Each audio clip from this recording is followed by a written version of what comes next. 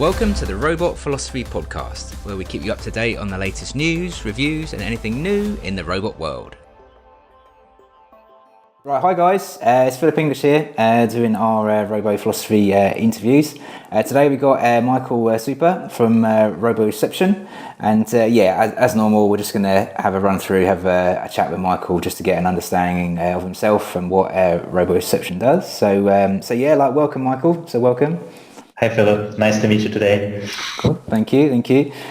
So to start with, I think could we? I'm quite interested in getting a bit of background about yourself to start with. You know how you sort of came up with the idea, and a bit of background and history for how you, I suppose, got into the robot scene and the robot market. Mm-hmm. Yeah, sure. So, basically started as studies in electrical engineering in the University of Hanover, finished that studies, and then I went to the German Aerospace Center as a research engineer first, and then we focused on robot vision for robotic systems, basically. I was working there for 14 years, and then we decided that this 3D vision thing is something that we should actually bring to market. And based on that, we founded Roboception as a spin-off from the German Aerospace Center, right. Institute of Robotics. And so we have a research background in robotics, so to say, and spun this off into like a startup company in 2015. And based on that, we are working since mostly in industrial automation, logistics, and newly also lab automation, but also have close contacts to universities, as I'm also a professor at the University of Bremen. So I still kept touch with the research community while being in a startup. So we're also doing a lot of innovation research projects together with universities. So we want to always keep up to date with the top latest developments from research and see on the other side what's needed in the market. So that's a little bit our positioning here. Right, fantastic. And then I suppose for someone like me, so this is obviously 3D camera perception. So what's the difference between a normal camera and a 3D camera? Yeah. Sure. So usually when you have like a 2D camera, you either need to know the size of the object or the correct distance in between the camera and the object in order to do like pose estimation, which we are mostly doing. For a 3D camera, that comes basically out of the system itself, because you either have like a stereo system, which we are mostly using, or like time of flight or others, where you're getting like the set dimension directly out of the camera, so that you get more flexible on the positioning of the camera or the size and the scale of the object.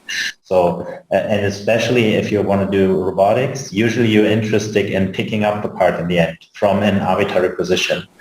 Yeah. So that's usually easier to be done with 3D vision than with 2D, especially when you have the parts in an unordered state in bins or something like this, where like the Z dimension is changing and varying over time. So this is where 3D usually gives you already the distance to the object, as opposed to something that you have to compute directly from the camera itself. Right. On our end, we're using stereo vision, and this helps us to do both. Actually, we have a good 2D image and we have depth. So in our everyday life, you're actually combining 2D, 3D at all times.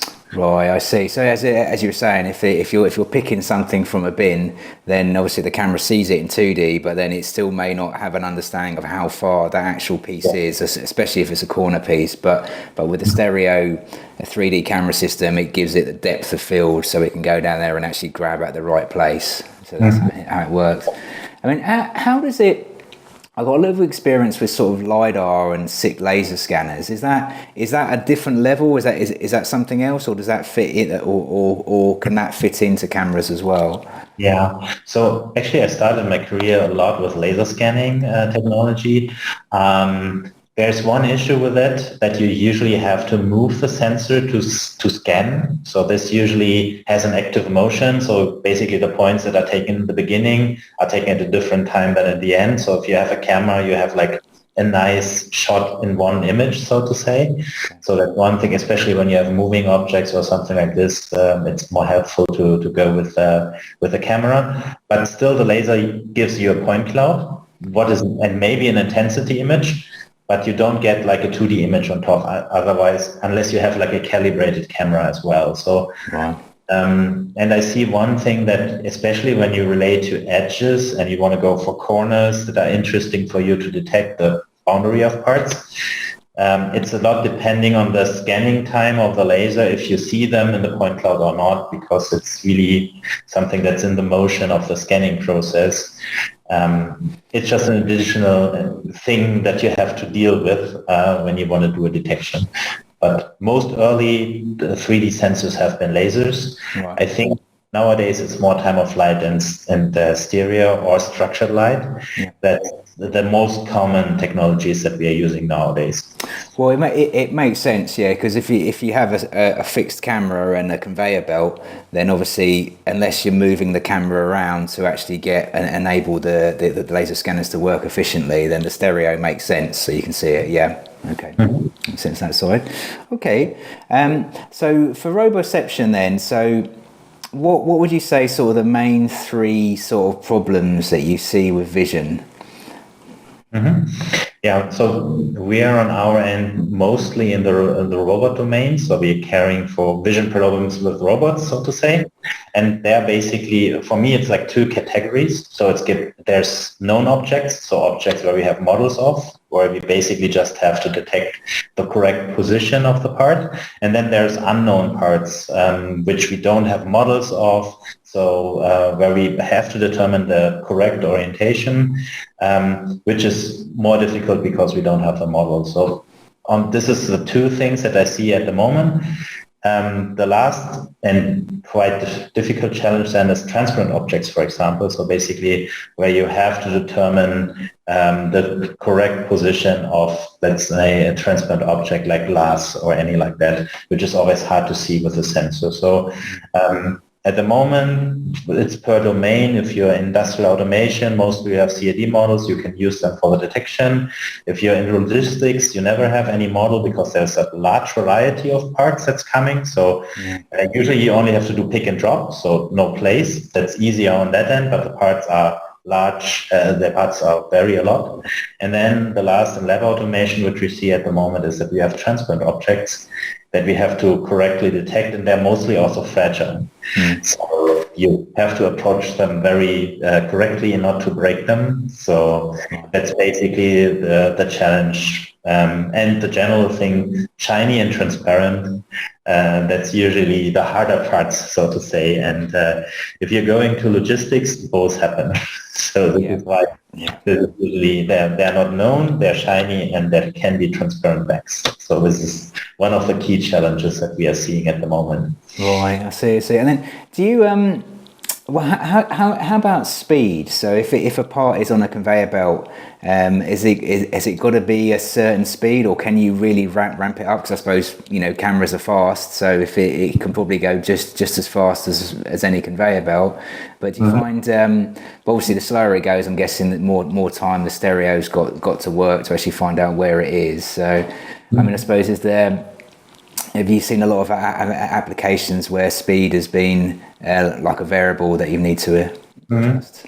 Yeah, so from the Roboception side, we are not so much focused on like speed applications. Okay.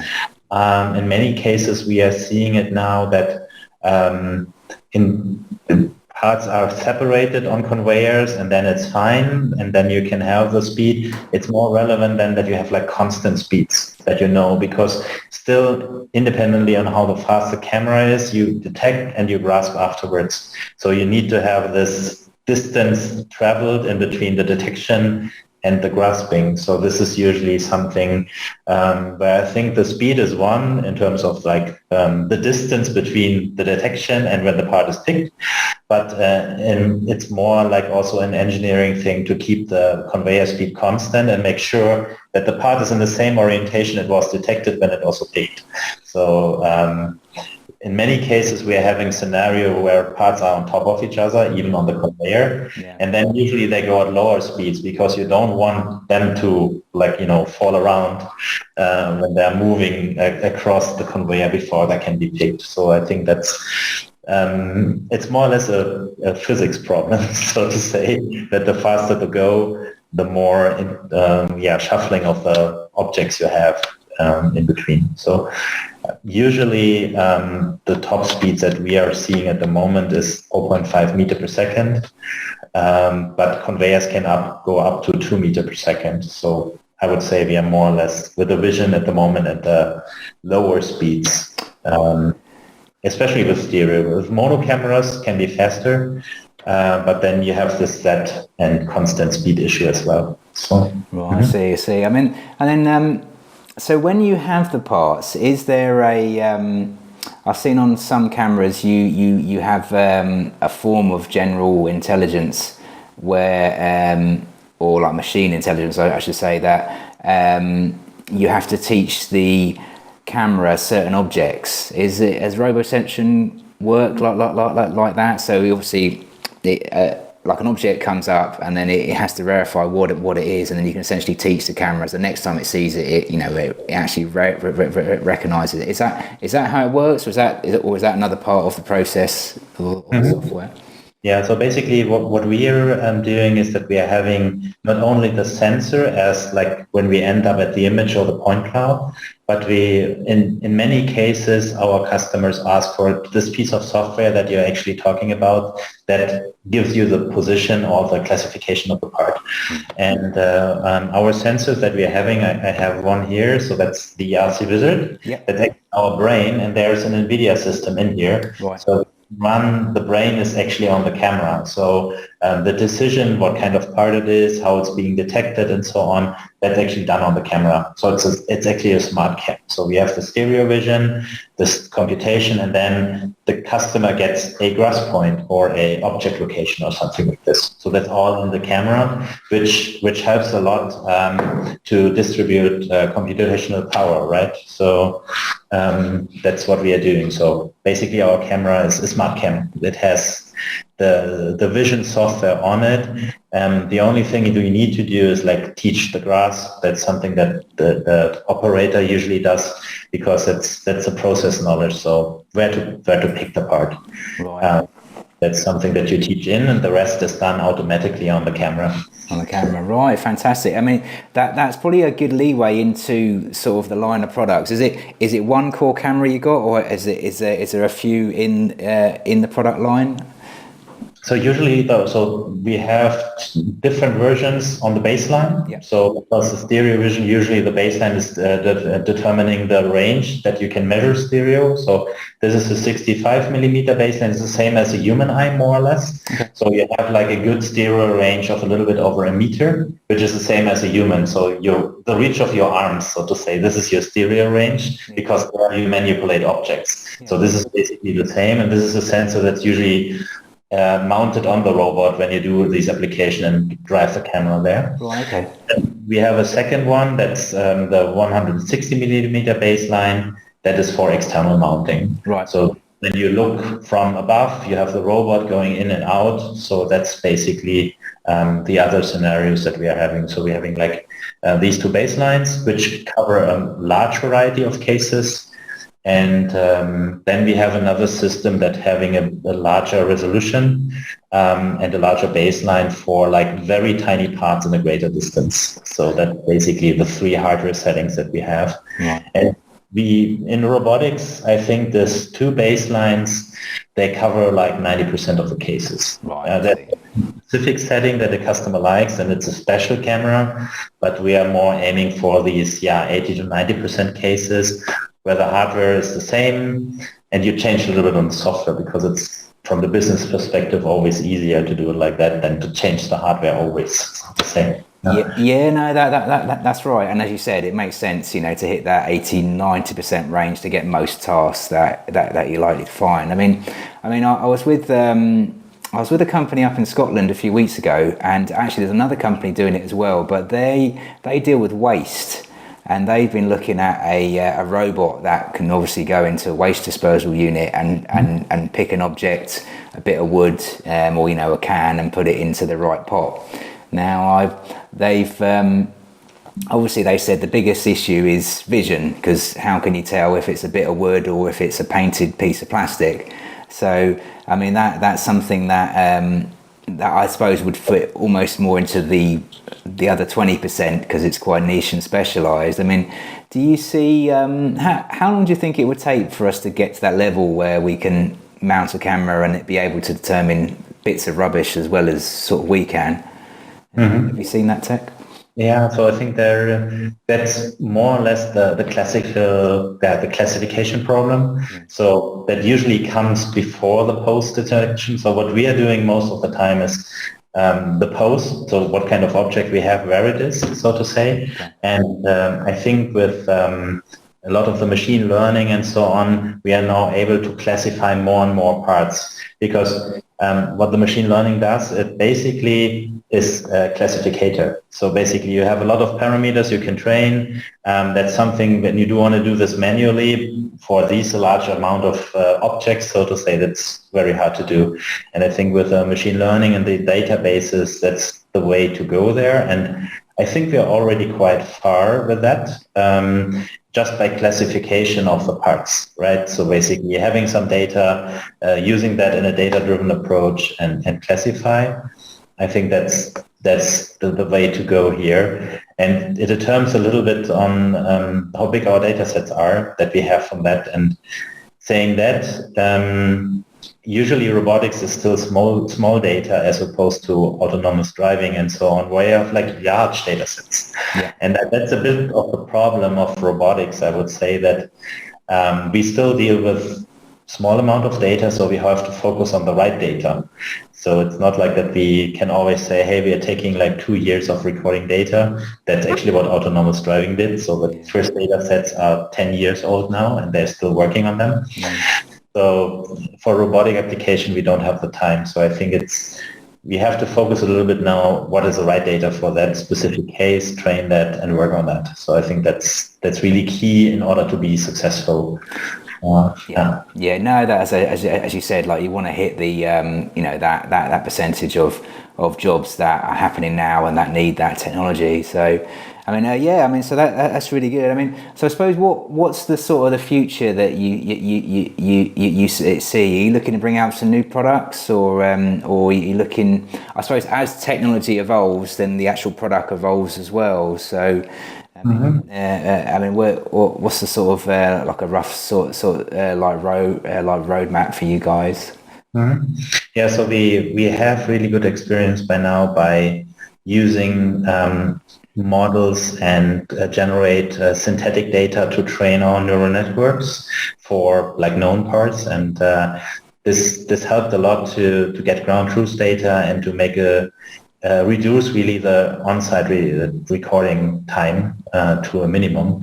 And this is for like now in an area where we have model data, and we want to expand that also to more unknown parts, as I mentioned in the beginning, maybe also transparent part to get like reduce that to a good data set that we can use with ground truths and so on. So that's one thing that we are aiming for. Second is on the hardware side to also expand a little bit the portfolio. So also integrate maybe different sensing principles like time of flight and so on, to see a wider scope of the application areas. And then transfer the products from mostly industrial automation and logistics now also to lab automation, like more service robotics, because we're starting from a very, let's say, structured way where the robots operate to a less structured way. And I think that's one of the goals that we want to go for, to enable the 3D perception for less constrained environments, so more unknown cases. And this is basically, this relates to vision skills, you may call it, which we want to implement in the future.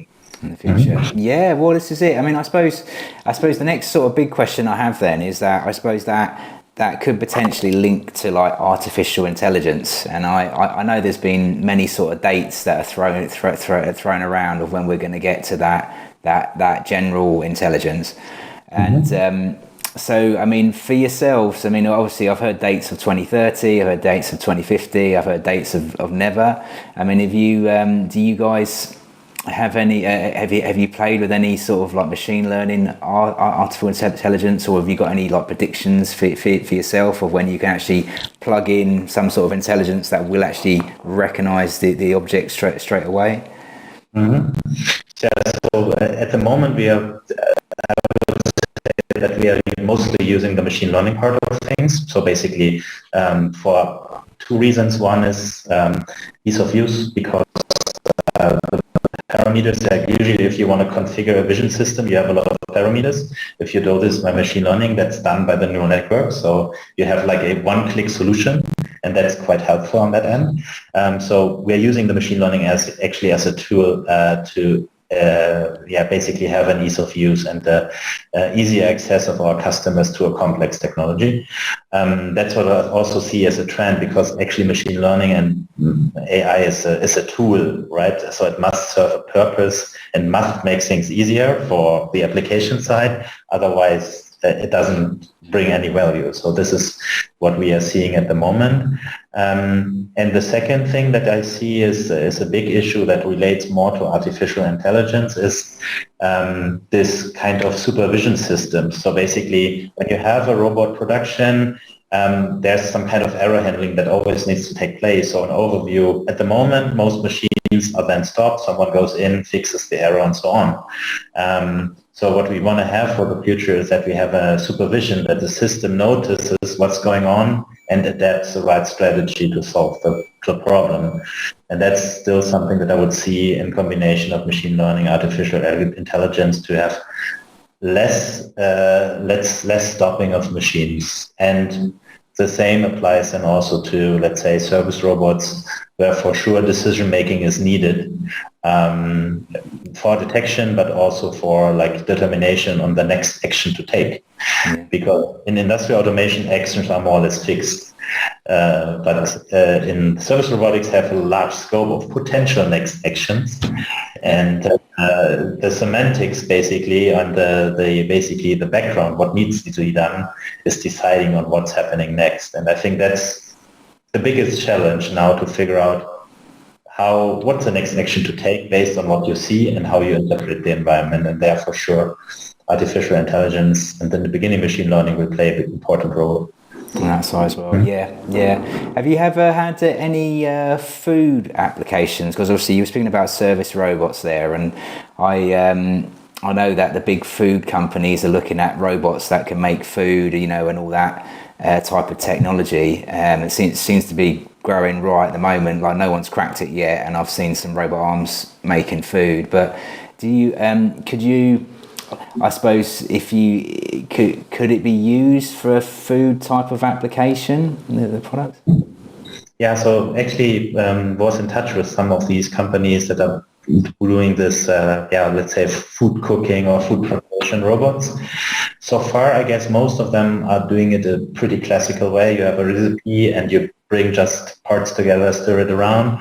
But I think that depends a little on most of them are doing bowls, right? So this is why this is a bit simpler to start with. But as soon as you go into more complex food that require a bit of like turning meat or something like that, where you have more detection areas where you have to do it in a certain way and after a certain time or at a certain level, where you need to see if the meat good or not, something like that. So then I would say that the 2D and 3D vision will play an important role. So at the moment they're going for the bowls because I think that's from the vision side less complex. And burgers are also quite simple because they also have like a very clear pattern how they should be done. But the more the variety gets bigger to more complex dishes, then 3D vision and machine learning will sure be playing an important role, not only in the cooking process, but also in the quality control, to make sure that the stuff goes out in the right way, because, customers are not happy when they order medium rare and they get it well done. So basically. That's right. Yeah. Well, it's like you said. Like I saw on your website, obviously you say so. It's sort of it's the eyes and brain of the robot, and that's it. You know, it's especially as the service robot industry like evolves. Then it's going to be key really. How does it? I suppose the only last question I had, just conscious of time, is. Can you use them for any form of safety? Obviously, I'm thinking about laser scanners here. You know, you hit laser scanner, machine switches off. Is there a similar sort of thing that you can use for like a safety purpose? Yeah. So on the stereo side, the safety is a bit more difficult because it's a passive system. So laser is active, you're sending a signal out, you're getting it back, and you can do this differentiation by that. You have like 2 channels for it and so on. On the stereo side, we have something like that we call confidence. So basically, we have an estimation on how accurate and how good our algorithm works. So that's a baseline for getting safety. But from the Roboception point of view, we have not started that because it's quite a long-term qualification process for a company such as ours. So that's something we can do with partners. So in principle, it's possible. We have just not done it because in many of the applications that we see so far, it was not needed. It's becoming more relevant now with mobile robots being more and more in the world and more needing to see more than this 10 centimeter above ground laser line. So there it becomes much more relevant and the demand is there more. And I think there's a bit of a challenge in between time of flight and stereo.